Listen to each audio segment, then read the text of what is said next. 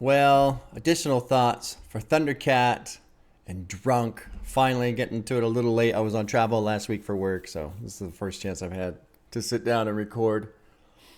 I'm so glad I finally got to sit down with this album, and I'm glad I got to do it live stream, do it drunk. I've been wanting to do that for well over a year now, and one thing that is difficult with albums and picking albums and having this massive list is there's projects that I hear about, projects that people, they'll give me some insight on what it is, what's going on, if it's cool, all this other stuff, right? But if it doesn't really get recommended that much, I have a hard time, I guess, justifying doing a reaction because, there's all these other projects that are just far more important in terms of a hip hop journey. And so hearing about Thundercat, hearing about the album called Drunk, how he's got a song about, being in the friend zone and he's playing Diablo, I was like, oh my God, I want to hear that. I want to hear that. But it's tough, because you got to stick to the I was going to say plan, but path more so.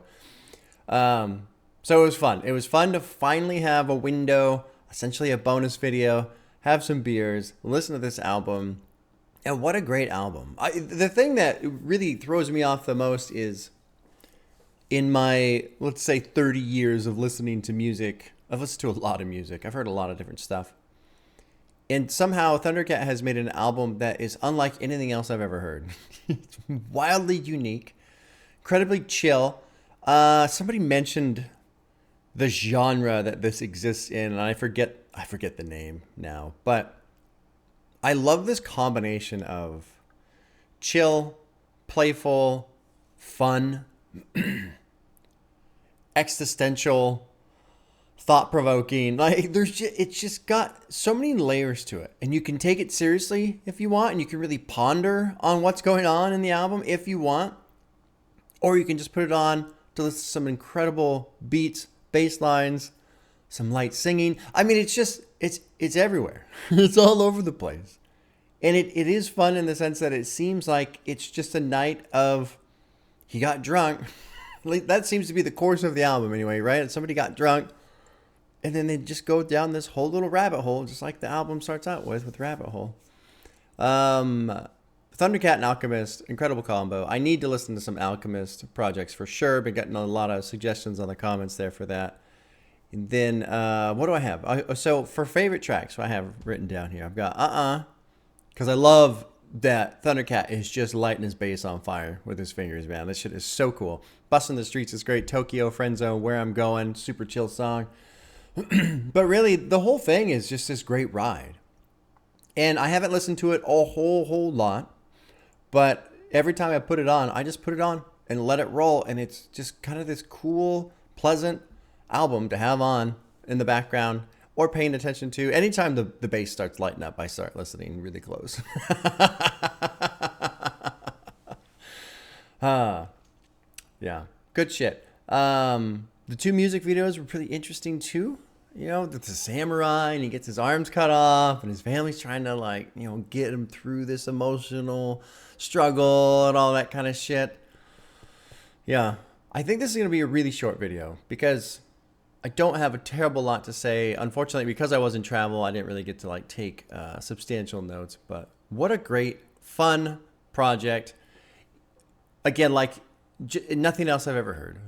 Nothing else I've ever heard. And I was listening to it again this morning to just refresh myself again. I think this was my fourth listen, maybe my fifth listen this morning. And I was doing some stuff on the computer.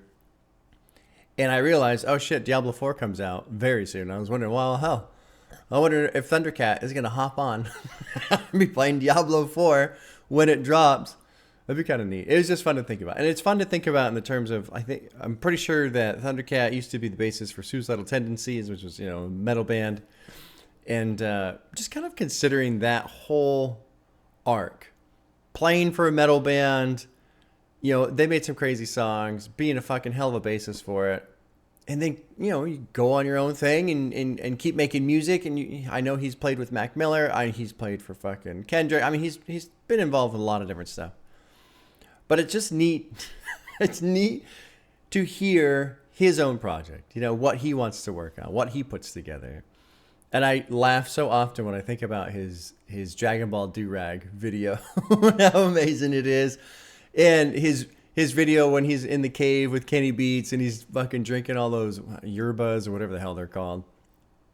Cool guy. He just seems like a cool guy. He seems like a person who loves music, loves making music. And to me, that's so... It's almost, in a way, it's almost, I want to say rare to have this combination of somebody who can fuck around and make something silly and not take it too seriously and enjoy doing it, yet also be essentially a master at the craft in terms of playing the bass. Like, nobody fucking plays the bass like Thundercat does. Nobody. But I don't want to say that too much because I'm sure there's tons of artists out there that, you know, take their craft seriously and all this other stuff. But there's just this wonderful element of play.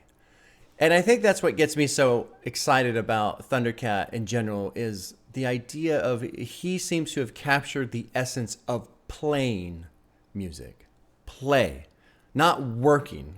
Playing music. Now, I'm sure he's put in tons of work, so I don't want to like oversell that point, but the end result definitely feels like a free spirit to me.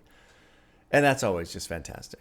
You know, and I feel like anytime you come across an artist who is interested in just making wonderful music, regardless of what people think about it, that's when you end up getting some of the best songs you've ever heard, you know? So there you go. There's Thundercat, Drunk.